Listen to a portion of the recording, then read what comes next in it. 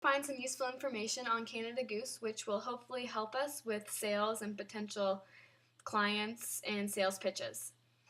Canada Goose is a company that was founded in 1957. The chief executive, Danny Rice, works out of the head office, which is located in Toronto, Ontario.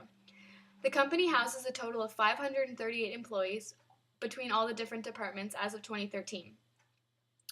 Also, between 2008 and 2013, the company had a growth of 641%, which is a pretty unbelievable increase.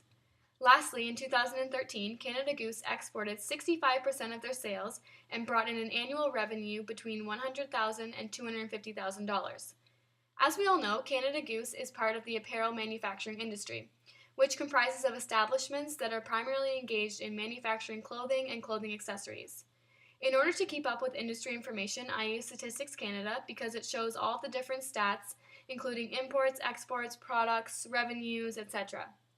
However, the website is typically only updated on a yearly basis, so perhaps we would want to look into more things like LinkedIn or other social networking websites if we wanted more frequent updates like on a monthly or weekly basis. Canada Goose parkas have many key features, but just to name a few, one is the all-natural protection with the use of the coyote fur around the hood. So with that, it doesn't hold water, it creates a windbreak, and it never freezes. So with those advantages, it protects against exposed skin, which helps to reduce heat loss in the face.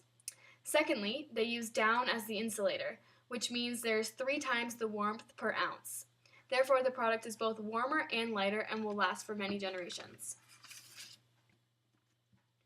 Lastly, parkas are suited for extreme weather conditions of -30 and above, which means that it is water resistant,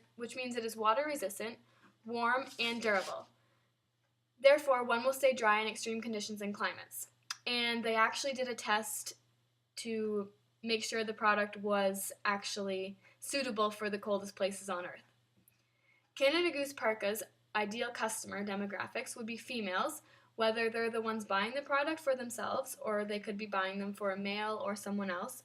They're most likely going to be the ones making the purchase because most males don't go out and shop for themselves, let alone shop for expensive jackets. The females would most likely range between the ages of 18 and 30 and be in the social classes of middle to high class. The psychographics of the ideal Canada Goose customer would be that they value quality, and Canada Goose does manufacture top-of-the-line products. Also, the lifestyle would be outdoorsy, like perhaps living somewhere in the north where their longest season is winter, so they would need a warm coat for those months. Thirdly, their interest would involve doing outdoor activities where parkas would be very beneficial, or perhaps they're interested in being up with the latest styles and fashions. And lastly, the attitudes could involve buying Canadian products to support the Canadian apparel manufacturing industry.